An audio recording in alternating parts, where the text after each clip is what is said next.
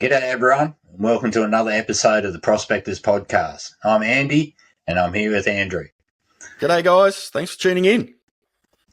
So mate, what have you been up to in the last couple of weeks in the life of a prospector? Mate, I spent 3 full days getting my car fixed and back on the road. I've been out to the creek a couple of times. I've actually clicked over 1,000 subscribers on YouTube, which was it's a bit of an achievement for me. Well done, mate. Good one. Had a little competition and giveaway. Went up to Queensland, as you know, caught up with you quickly, and Yep. It's been awful hot down here in Melbourne. We had 4 or 5 days over 38, so it hasn't really been too comfortable for prospecting. I managed to get out again yesterday, day before, and do a little prospect on a creek and have a nice encounter with a snake, and yeah, that's about it. Mate. What about yourself?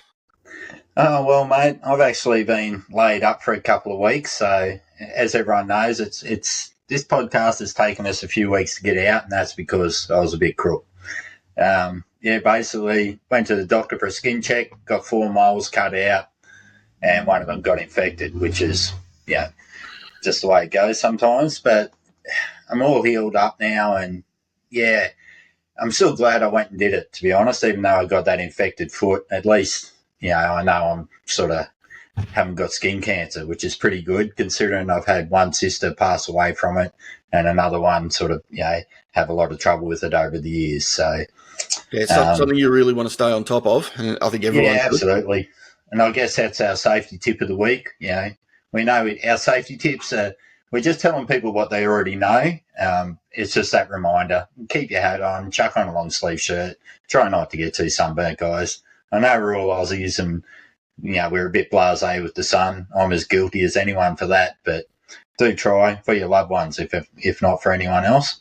And look, most of us are men, so we're pig-headed and stupid. Yeah, both of those. And Clearly being prospectors, we're not, the smartest people kicking around, not the sharpest tool in the shed, as they say. So. Don't claim to be.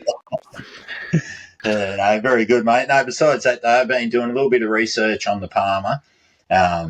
I was hoping to get up there in about 2 or 3 weeks, to be honest, but as we all know, that rain just won't quit. So I've postponed that already. But, doing some research on where I'm going to sort of search on Palmerville Station this year. And I did have one really good day where I got me 7,000 back.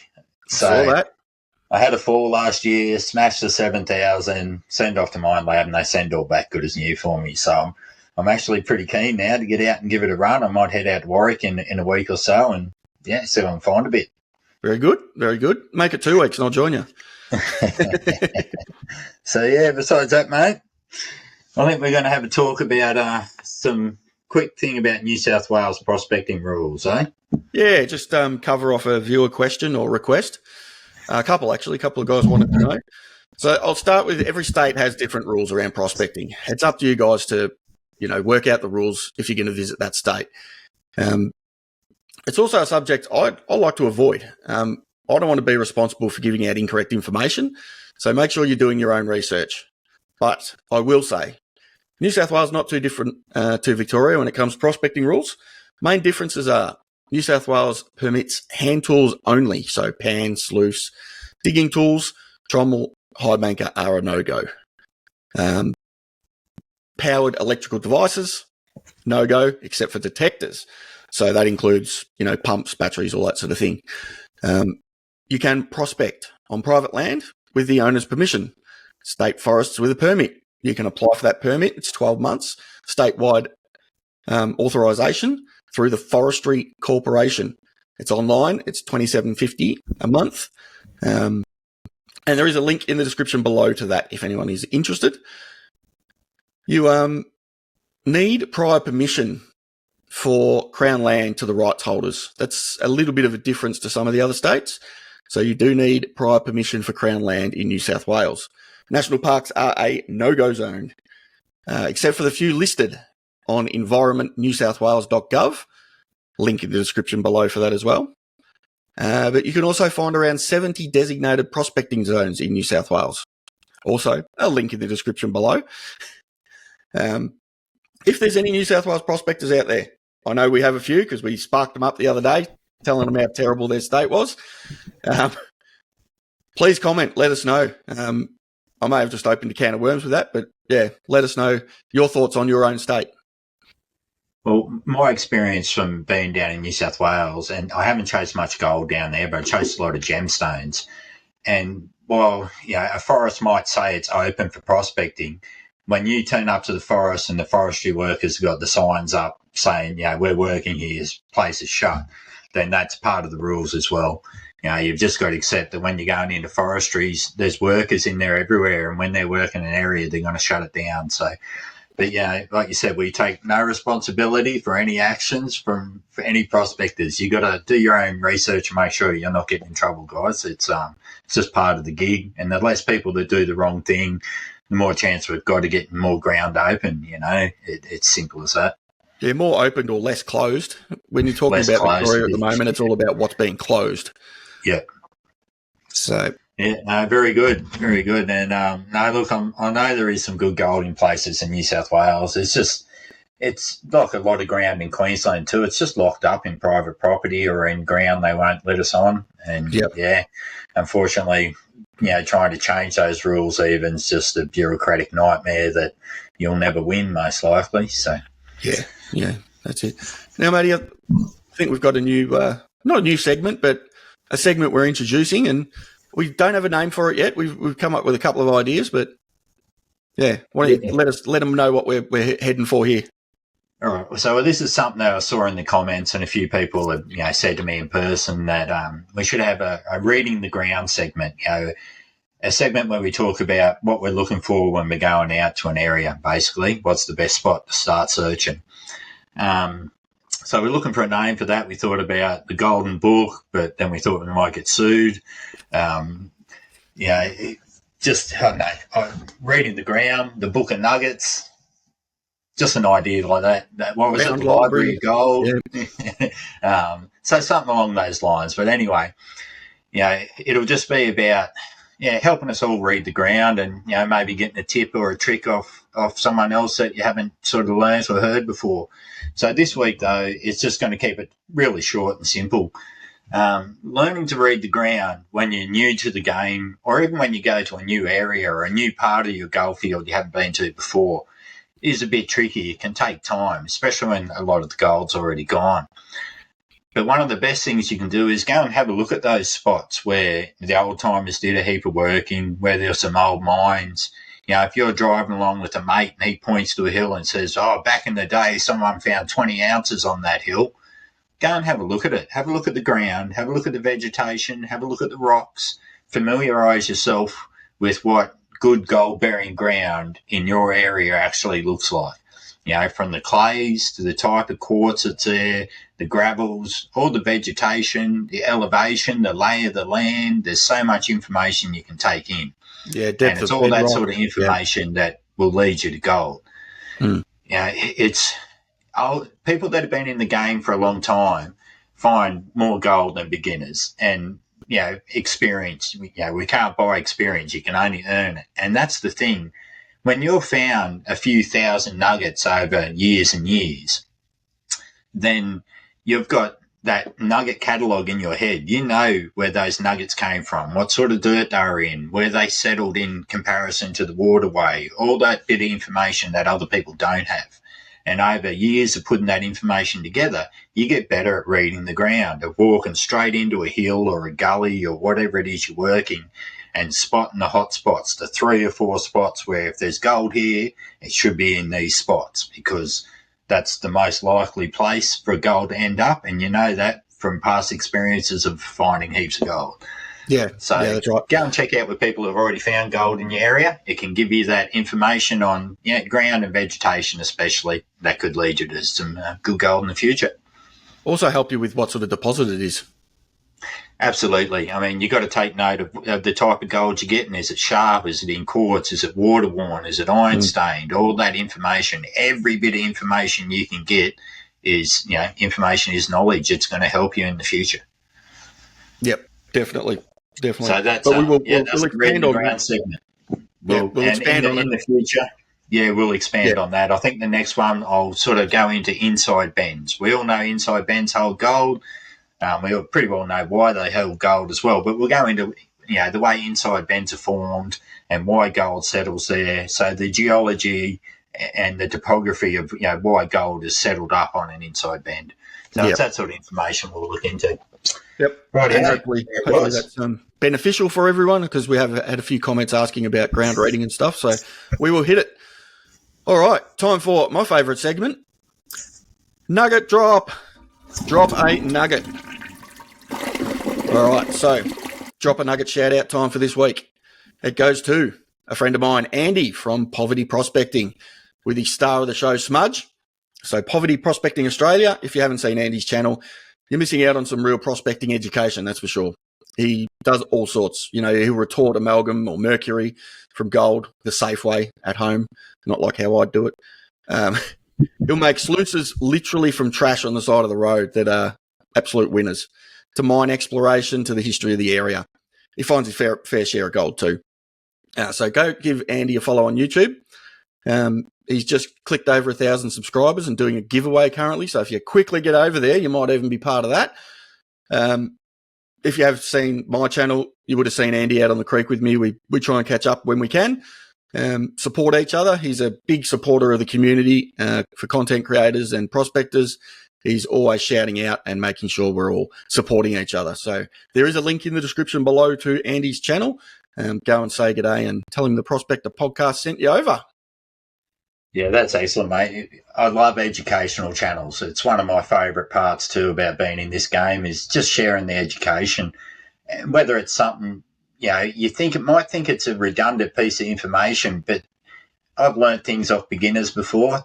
I've been in the game 20 years and they'll say something that you go, oh, of course, that's so simple. So, I love those educational videos. Well done to Andy and Smudge. Good stuff. Yep. All right, mate. Now, this is a first for us. We've got a guest. He's coming on, and I'm pleased he is. He's a great bloke. He's from Victoria, and I'll let you see who it is when he joins the screen. So, welcome to. So, ladies and gentlemen, as you can see, there is now 3 of us on the screen. Welcome, James from J.M Prospecting. G'day, Andrew and Andrew.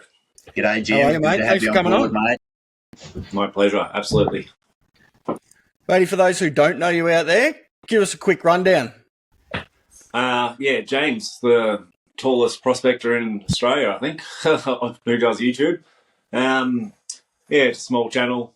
I've always been a prospector, not a filmmaker, so very simple films and just showing what I do out there. Just I enjoy talking to you guys and all the community out there, and just record for a bit of fun and just I enjoy showing what I do, sort of thing. I think you're understating your films, mate. I think you do a pretty good job with your episodes. You're pretty creative. I think they're good.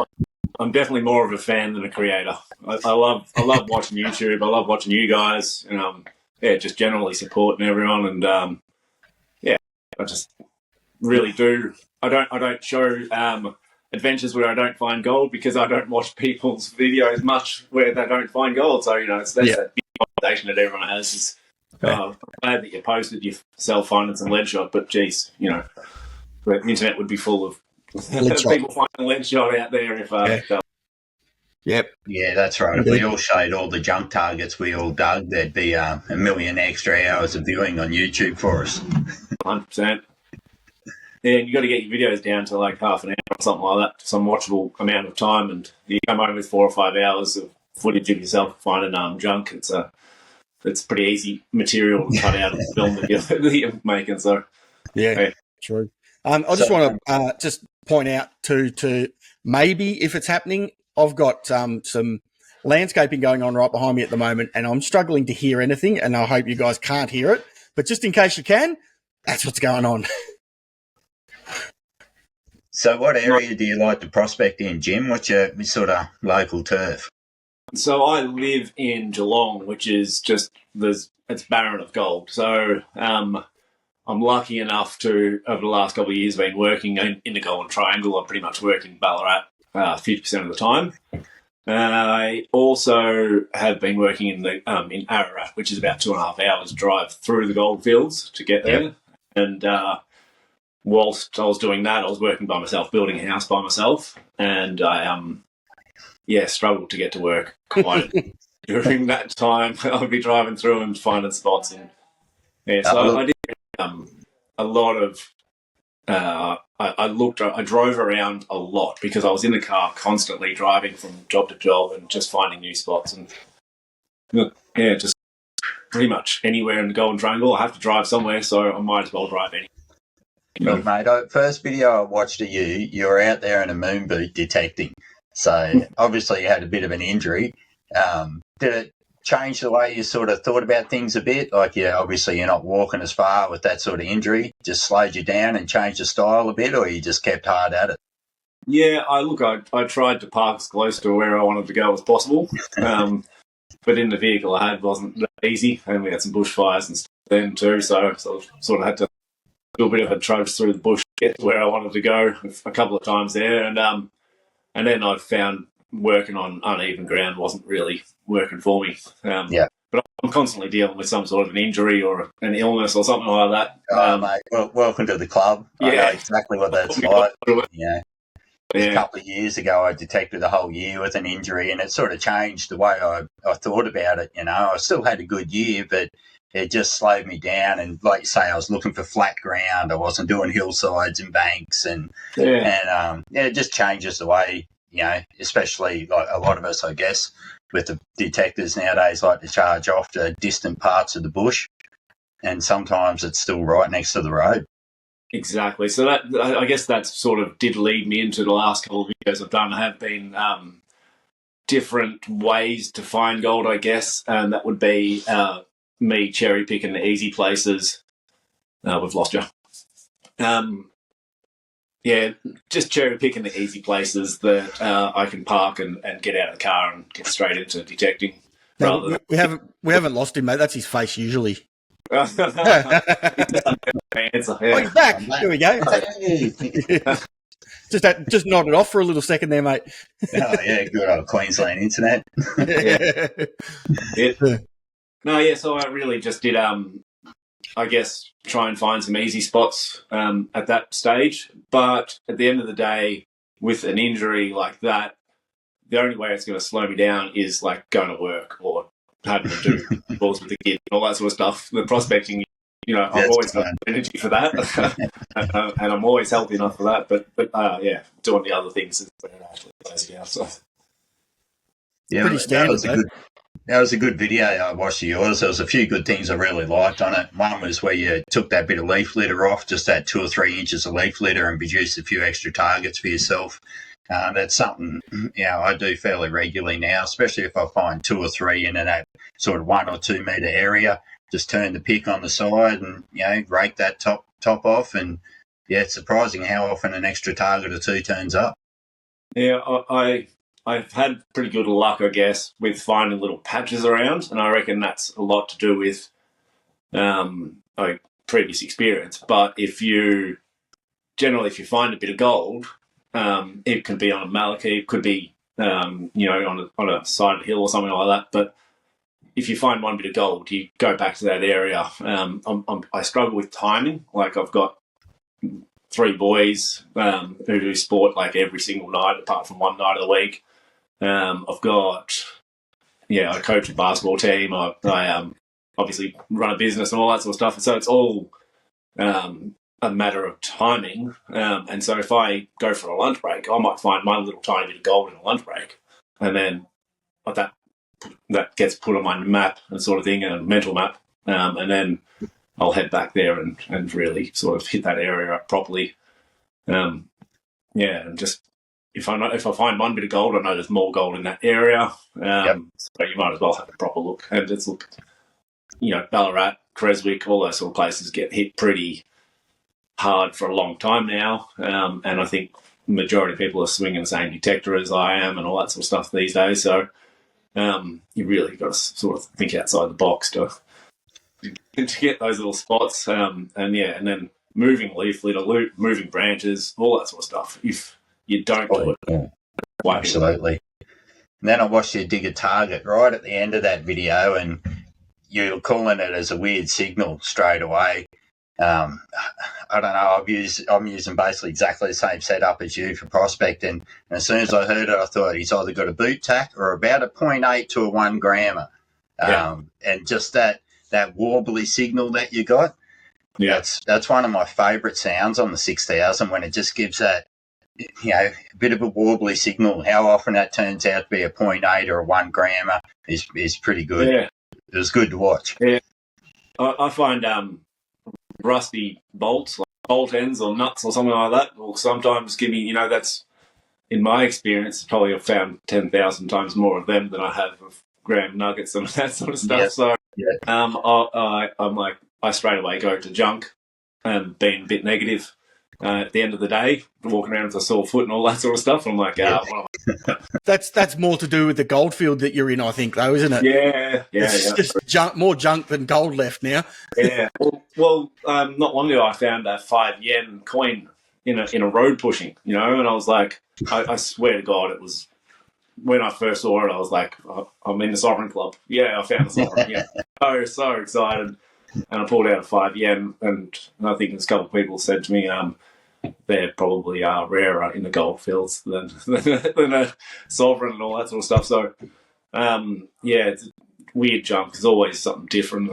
You find your boot tacks and all that sort of stuff. But now you found that many of them, you sort of know, you can hear the tone and all that sort of stuff, as you're saying, Yep. Andrew. Yep. You can sort of pick them a little bit beforehand. But I think at the end of the day, when it's just about to get dark and you find a graham nugget, you don't think it's going to be a graham nugget. Yeah, no, true, mate. Yeah, I can understand that. I mean, it's always good to hope, but you're never hanging your hat on a signal. We all know that sometimes the best sound signals turn into junk and vice versa. But and to me, I think the signal you get on the detector is relative to the shape and size of the target, especially the shape. That's why shotgun pellets just have that same sound again and again, because they're the same shape again and again. Do you guys watch other people's videos and pick the tone? You listen to it and you're just like, oh no, that's a lead shot. Don't worry about it, That's right. We all do it. And the 6000 basically says the word pellet. When you go over a shotgun pellet, it's like pellet, pellet, pellet. It almost replicates it. It really does. Yeah. It's just such a clean, smooth signal. But when you say you get a boot tack or a long bit of wire, then the signal changes completely. It's a lot smoother than your internet signal, mate. That's for sure. Mate, let me just rewind you for a second here. Let me know, what got you into prospecting? How did you get into prospecting to begin with? What was the trigger? I have prospected my entire life. So with my dad, and mainly my dad was never a gold prospector, but always just driving to like random beaches to pick up gemstones and spent all time down the river. So we weren't a wealthy family growing up, but we were out in the bush and doing something, adventuring every weekend. So we felt like we were wealthy because we were always out doing something. But I've spent all my life down at the creek, down in the bush, just bushwalking and all that sort of stuff. So I've always been doing that. And then, so I've been prospecting properly for gold for 5 or 6 years or something like that. But I was very anti-social media. So I still don't do Facebook. I've got a couple of friends that I contact in Japan and stuff like that on Facebook. But other than that, I don't use anything else other than YouTube. So when I started my channel, it's because I downloaded YouTube, started watching YouTube, and I'm like, hey, there's heaps of people doing it. This is weird, started watching a few of them. That's why I'm a fan, because I always did my own thing. I never really got any advice off anyone. I just didn't think anyone else was. I just, didn't know there was a whole community out there. So, I started watching YouTube and it's like, wow, learned a whole lot really quickly. And then went out there. I just thought, I primarily panned, had a sluice, had an Equinox 600, I think was my first detector. And that's when they first came out, so that's probably 10 years ago or something now. And then went on to a Gold Monster, and then ended up finding 3 ounces over a couple of years, and then swapped the 3 ounces for a GPX 6000. So never look back. Excellent. It's a good way to do it, and it proves to people out there that you can start with a monster and end up with a 6 just from finding gold. Yeah, You put in the time, you put in the research, and you get enough gold. Yeah, actually, still to this day, my biggest finds are with the gold monster. So, you know, even walking through the bush, literally detecting flat ground with a gold monster. Everyone knows it's not easy, and I've never run a machine, any detector I've ever had, on less than max. So everyone's like, oh, how can you put up the noise of a gold monster? You can imagine me just walking through the bush randomly, digging up horseshoes with a gold monster. Yeah, I think I was just dedicated. And Yeah. Very dedicated, mate. That gold monster drives me absolutely insane because it's so bloody noisy. Yeah. I'm constantly up and down, manual. I don't usually use auto very often. It's usually on manual something. But it's just, it'll pick up everything and anything. But once you work that machine out, they're an absolute weapon on small gold. Amazing. It's a GPX 6000, a noisy one. Yeah. But it's just a little bit smaller. And I've done some comparisons compared, like, on ground coverage and all that sort of stuff, what you'd get with a monster. And they go about 50 mil deep. You will never get anything more than about 50 mil deep unless you move dirt. And then you have to, like, literally move dirt to find the targets. So it's a lot of digging into mallets and all that sort of stuff, and just clearing little bits and pieces. You have to go to the reefs. You have to go to where gold's shedding down, stuff like that. They're no good in open fields and no. I did try. So they're great on bedrock. They're great in the creek to find your heavies too. In the bedrock, but and pipe clay, they're all right on that too. And mullets. And easy to, that you can take them, you can put them in your backpack. They are just, even when I take the 6 out in the bush a lot, I know if I'm going to go be working like a reef or something like that, I'll take it with me just because those monsters they're fantastic on reef gold, on specimen gold, those little tiny bits and big bits of quartz. I've seen them get gold that I don't think other detectors would get. A good way to learn a gold monster is I did a lot of this when I was doing the reef tailing. So a place in Victoria here, down at Staffordshire Reef, I think it was. I was getting buckets of these reef tailings, which is people have been digging out straight into the reef and putting it into a pile, crushing it all up, and then running their gold monster over it. But I found, because it was like winter and stuff like that, it was really muddy. They would have been putting rocks down and all the stuff that they're getting out, and it might be upside down or just gets covered straight away a little bit, and their gold monster wouldn't pick it up. And that they're noisy, so they'd get like little bits of shard or something like that on top of the pile, and give up, sort of thing. So I was taking buckets of that home, and there was so much fine gold in it that I was sort of just washing it down. But then I would sit there with a bucket of washed quartz, all of this great big, reef tailing sort of stuff, and I'd sit there with my scoop over night time. I had the gold monster set up and just run it over it. And after about an hour or two of sitting there running a scoop over a gold monster, you know what a hot rock sounds like, you know what this sound, you really get to know the machine. But yeah, it was really good. It was actually getting quite a bit of gold out of that. So. And I think the biggest point you made there is getting to know your machine. Oh, yeah. Because if you, once you learn your machines, because I know there's a lot of guys out there that spend their money on detectors, they go out 20 times, don't find a thing. For those guys, don't be afraid to ask the community. There's plenty of people out there that are going to give you advice and help you. That's what this podcast is all about. We're here to share knowledge and, grow the community. It's all about people enjoying this hobby / adventure / addiction. It's not about it's all my gold, precious. But learning your machine is number one when you're detecting, learning what those noises mean. Yeah, at least 100 hours on that machine before you're even starting to get close to really understanding it, There's two computers is the best way to look at it. There's one in the detector and the one in your head, and they got to sync, and that takes time. So, yeah, plenty of hours on the machine, and then you're just going to get better. It's like anything.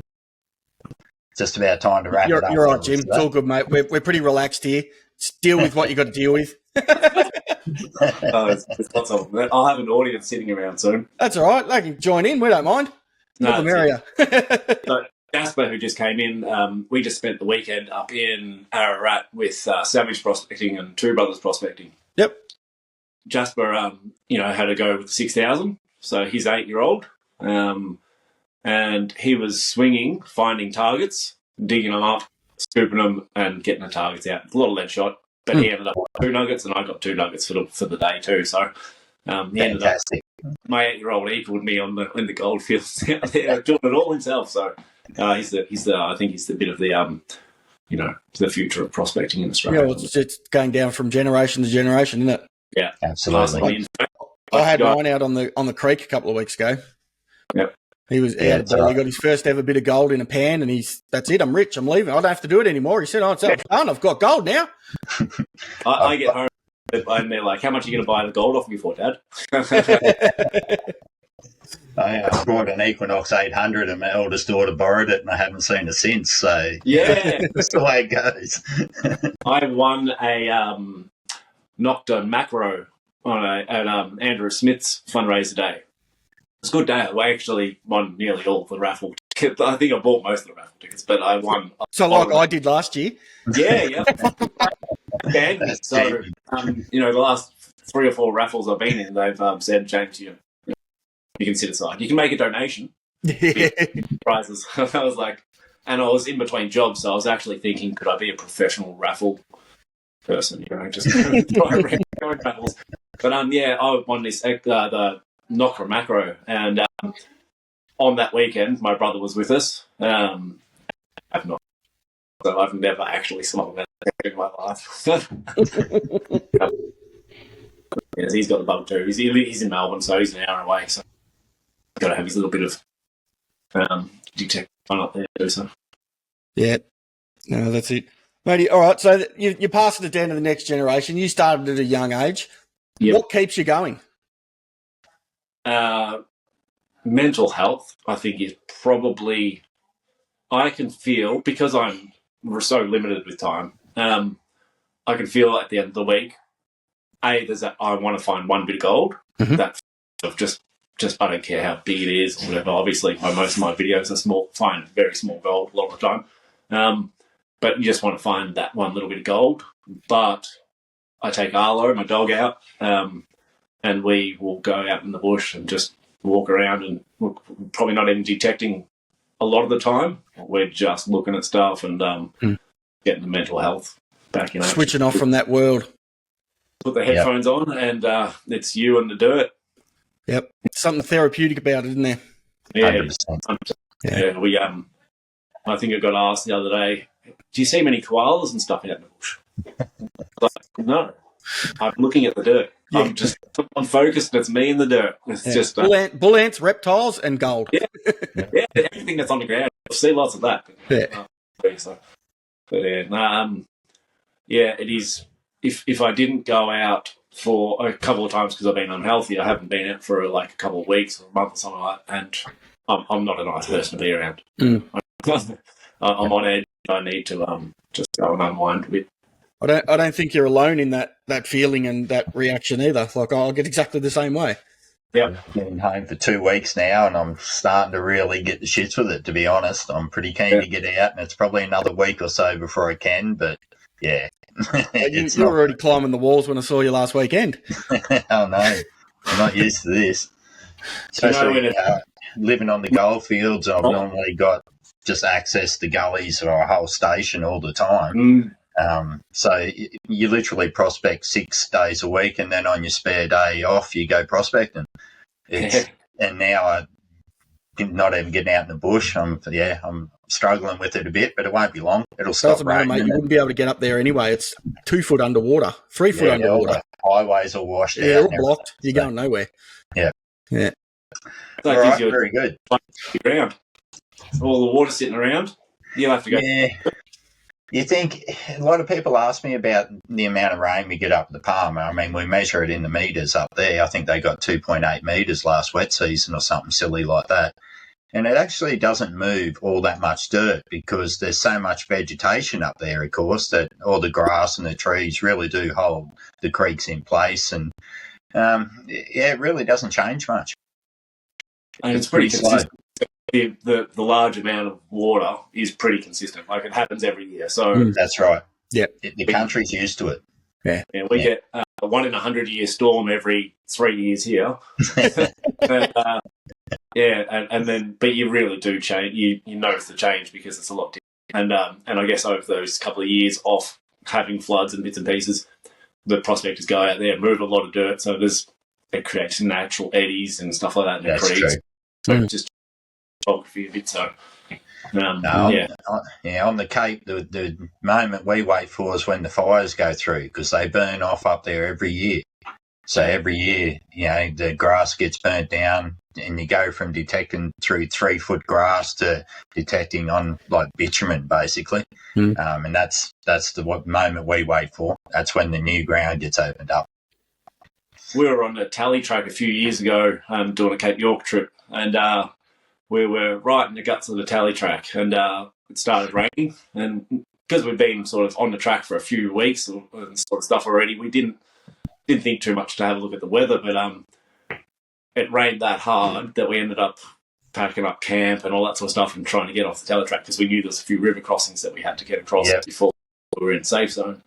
We ended up having 240 mil in about 3 hours. So it's like Victoria's annual rainfall in a couple of hours, and we were waiting to go through some rivers and stuff like that, and they came up a foot or 2 feet whilst we were waiting, parking up the front of the car and tying water bottles on the back of it so we didn't lose the car totally and all that sort of stuff.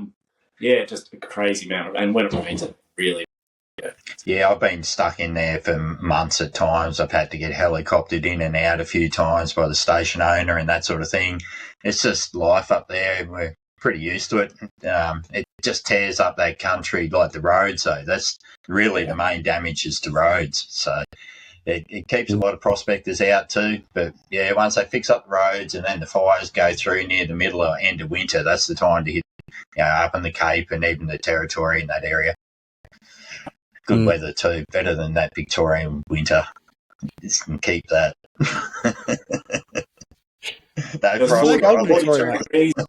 No gold, Danny. 17 degrees the next morning I woke up. Went from 42 when I went to sleep to 17 degrees. It's third of the temperature.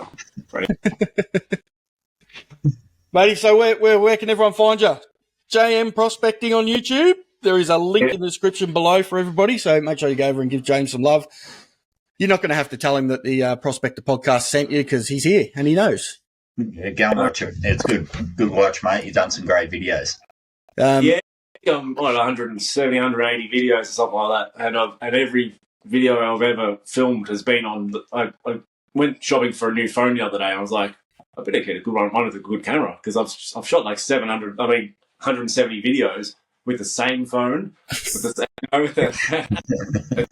pretty basic channel. And look, I'm going to try and start to get into like building some more stuff because I know they might be a bit of a slow burn on YouTube. You don't get the thousands of views straight up on them, but they do create. They give a source of information that people, long term, people are always looking for that sort of information. So I'll try and start doing a bit of that. You also get a lot more community engagement with your DIYs and stuff as well. Like you'll get a lot more comments from your community and there's a lot of people reach out that don't usually comment on your things and generally asking for advice and all that sort of stuff. And it's that's what might come naturally to me doesn't come naturally to everyone. If I can give any advice or any help out anyway in that way, because I think it's really simple. I walk out in my shed, I'll see like a bloody pot base or something like that. And I'm like, that's a pan. This, and walk through it, and that comes through. So if I can start posting a bit more of that sort of stuff and give people some ideas to help them get out there and get that mental sanity back and all that sort of stuff too. That's what it's all about. I think we've got unfinished business too with a collab that we're going to do as well. Like I said, I've got thousands of ideas and bugger all time to do any of them. So I'm idea driven. I'll literally drive out to the goldfields with a massive plan in mind, get there, none of it happens. Yeah, that's pretty standard though. Yeah. So I've got all these plans, but getting them. But they never got back to me. I emailed their media department. And they never returned my email. Yeah, I rang them a couple of times. I said, "Can we after hours?" Yeah, we're actually talking about a trip to how would you describe it? It's a prospecting, an old timers. Sovereign Hill. Okay, you're saying it. Yeah. So if we do it, it's not a surprise. But, hopefully it'll be surprising. But I mean, that's if we can get on there. So it might be a surprise anyway. I want to get in there after hours. Just after, or even maybe just before everyone comes, when they dump all that gold in that creek. Yep. And set up a high bank for bits and pieces. And Yabby pump. Yeah. No, we came up with the idea a little while ago and been trying to get together and do it. And you're breaking feet and we've got families and all of that. But we've got to make it happen. Yeah, I've got a little creek in Ararat, which reminds me of that creek in Sovereign Hill. Yeah, it's just lots of fine gold and all that sort of stuff. And I think operated by pool pump. Yeah, if we can't, there's never any water in it because it's in Ararat. There's never any water. If we can't go to Sovereign Hill, we might just go there and take a bucket of water with us and just say it's Sovereign Hill. Yeah, get some kids running around in the background. Exactly. Yeah. Very good. Yeah. Matey, it's been a pleasure. Thank you very much for coming on. We appreciate it. My absolute pleasure. And thanks for coming on, mate. Good luck. Good luck with the foot and the basketball and the films going ahead. And we'll catch up soon. Look, I'm a big fan of both of yours, and I appreciate you having me on. It's pretty good. Thanks, mate. Appreciate it. I'm a nobody, buddy. I'm just a little minnow that's 1,000 subscribers. We're all just prospectors, and that's what I like about this. It's just prospectors having a talk, It's just like we would if we met up at the servo before we went out for a swing, you know what I mean? Just having a chat, and that's really what beginners and a lot of other people want to hear too. And, I mean, you hit the nail on the head with the mental health thing too. That's a big part of prospecting in our community now. So, keep talking to your mates and keep getting that gold. That's right. Do it. All right. Thanks, Jim. Thank you, guys. Thanks, guys. See you soon. See you next time. Rightio, we're back. Thanks again to Jim for a great interview. I hope you all enjoyed that as well. Righto, mate. I think next we're going to jump over to the gold hotspot, eh? Yeah, mate. We've gold hotspot for this week. So we've done Andy's local in Warwick. We've also done the first gold find in New South Wales at where was it? Yeah, Ophir. So we'll do my local, which happens to be the first recorded gold location in Victoria, which was Warrandyte or Anderson's Creek. So it was Lewis Mitchell and William Haberlin. They successfully discovered gold at the end of June 1851 on the banks of Anderson's Creek. Then the newly created colony of Victoria. Gold had earlier been discovered in Bathurst, New South Wales. We think it's probably Ophir, but the history books say Bathurst for some reason. And it led many of Melbourne's population to take off to find their fortunes in the New South Wales goldfields. So in an endeavour to stop people leaving Melbourne, the mayor and so on, the city council formed a gold committee and offered 200 guinea or £200, it's about the same, for payable gold found within 100 miles of Melbourne. Mitchell claimed the reward. The original committee never paid anyone that reward. On July 17th, it was announced in the Argus, committee appointed to promote the discovery of gold in the colony of Victoria. They have the satisfaction of announcing the unequivocal evidence, the abundance of gold in the existence, considerable quantities in Deep Creek on the Yarra. Now, as we all know, that's incorrect, and it was done on purpose. They incorrectly announced where the gold was found in Deep Creek. Of course, it was incorrect, and it was actually found on Anderson's Creek. Later, the reward was paid to Mitchell and provided by the government, and that then set the gold rush off at Anderson's Creek. By August 6, you were looking at 200 miners working along the banks of Anderson's Creek. Tremendously rich goldfields in Bendigo lured many miners away from Anderson's Creek, and by December, there was almost no one left there. So when Mitchell in 1954 was rewarded his £1,000, the interest was revived, and by 1855, a two-storey inn accommodation by tents helped supply the 200-odd miners now working the area. Two main features of mining in Warrandyte were the island, where they diverted and cut through a hill to divert the water to dry the riverbed of the Yarra, and also Pound Bend Tunnel, which was created to do the same thing. The easy alluvial gold was soon exhausted, and focus was turned to quartz mining. In 1856, the next phase of gold mining began. A reef line that ran through the hills, named First, Second, and Third Hill Mines, and Fourth Hill Mines, very original. Fourth Hill, the last one mentioned, was the first recorded quartz mine in the division. Quartz mining in Warrandyte continued up until 1909, with the Caledonia mine closing its doors on a rich gold history in Warrandyte. It certainly sounds like a pretty good part of the world, mate. I've got a few numbers here. You provided me these numbers because I was just sick and lazy and didn't do any research. You've got a good excuse, mate. I'll let you away. But before I read out those numbers, the part about that I found interesting, which is something you hear a lot of, is the smaller gold fields, how they got abandoned so quickly when a richer gold field opened up nearby. And I think some of those smaller gold fields are the better ones nowadays because the old timers didn't tear them apart like they did some of the bigger gold fields. That's right. I totally agree. The couple of gold fields that I prospect close to me, they were abandoned many times, or they were left gold in the ground because of lack of funding. They couldn't get the funding from investors because they weren't in Ballarat or Bendigo, so they weren't interested. So they couldn't get stamps up there. They couldn't get pumps to pump out the water in their mines. So they literally left gold in the ground because they didn't have the funding to continue. Yeah, it's a similar story in a lot of places, to be honest.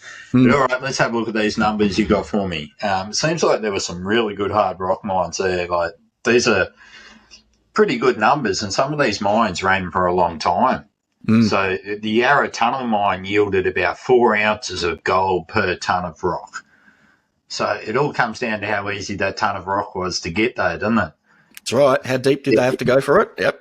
How hard was it to get it out? How much water or other obstacles did they face getting it? The Warrandyte Company mine, later renamed Victory, yielded 4 to 29 ounces per tonne of rock. So it produced 1,680 ounces in a 3-year period. That'd be pretty handy. That'd be good in my pocket. Be all right. I'll have that. Yeah. The Standard Bearer yielded 10 ounces per tonne of rock. So, it seems there was just some really good hard rock mines there, consistent, and they were able to work them for long periods of time too, by the looks of it. So they mustn't have suffered too much from water. That's just a couple of mines. Like there was plenty. There's 30 or 40, 50 shafts out there more. That's just the Warrandyte area. Yeah, that's right. So, and nowadays, by the looks of it, you're just restricted to 3 places to go prospecting, eh? Yeah, correct. Yeah. Yep. You've got Anderson's Creek, Jumping Creek, and Stony Creeks. Yep. And that's provided by Parks Victoria, and they're literally a couple of 100 metres of each creek that you can prospect in. So you can't. What it is. Unfortunately, standing in the middle of Warrandyte, in the middle of the Yarra with a pan and a suction pump, no, don't do that. We don't make the rules, but we do have to play by them, unfortunately. We do. And look, it's important that we do because, places like Victoria are getting more and more pressure from, I don't want to get political, but certain sides of the government that like to throw their weight around and pretend that everyone needs to be locked out to preserve things.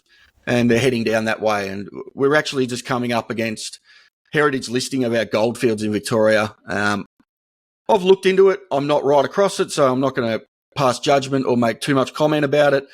But this is what you get when you consistently vote the same government in over and over again. They get power happy and, they throw their weight around and don't care about the people. So you guys know what to do. If you want change, you need to make change.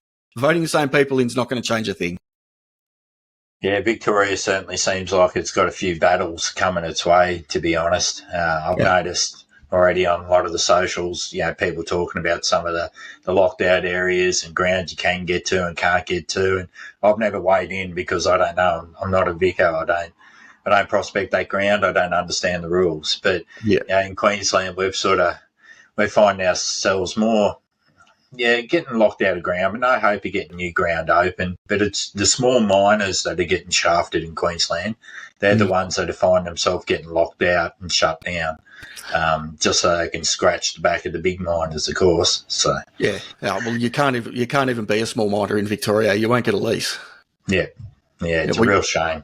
You walk in with $1 million and you're close. It's $1 million to start one. So who's going to have that in their back pocket to scratch? Not a hope. No. Right, mate. That'll about do it, eh? All right, mate. So what do we got coming up next week? I think we've got another guest, haven't we? We have. I'm bringing on one of my mates from Queensland next week. I won't tell you, Sue. I'll leave that as a surprise. You've seen him on TV as well. So, but he's a good mate and a good prospector and someone that's pretty well known in the gold game up here. So we'll get him on for a chat. Look forward to it. Guys, you can find both of our channels with more prospecting stuff. Andy Lay, Diary of a Prospector, and Another Gold Prospector, both on YouTube. Andy's also on Facebook. I am too, but I'm not really active there. So Andy is. He does a lot of posting on Facebook, so jump over there, give him a follow as well. If you haven't already, hit that like button. Leave us a comment. We want to hear from you. Subscribe if you haven't. If you haven't already, what's wrong with you? Come on. Definitely. Smash that button. It's free. Righto, thanks everyone. Really appreciate you turning up, listen to us talk rubbish for however long it's been, 45 minutes or so. And best of luck out there. Thanks again to Jim. Gold. Links to his YouTube are in the link in the comments down there, in the description as well. So go and say good day to Jim as well for us. Thanks again, mate. Hopefully you're back on your feet when we catch up again next. And thanks for tuning in, everyone. We'll see you next time. Later.